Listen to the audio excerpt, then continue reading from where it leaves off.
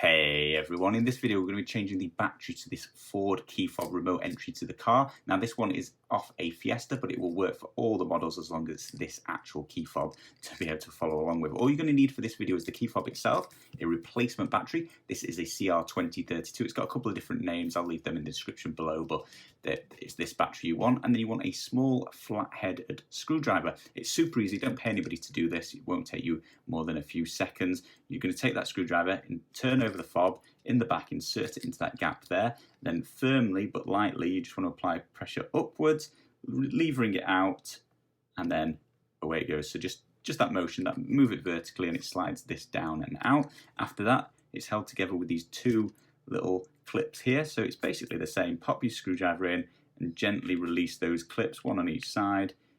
Slight twist might help here as well, but they're really flimsy, they come off really easily. And then you've got access to the battery. To remove the battery, I would recommend popping the screwdriver in the bottom and applying pressure and levering that upwards and out. That's going to release the battery like so. Get your new battery. This isn't actually dead, so I'll just use the same one. And then to pop it back in, you want to do the same action. So get it in this side first, this little bit over here, and then just apply pressure downwards.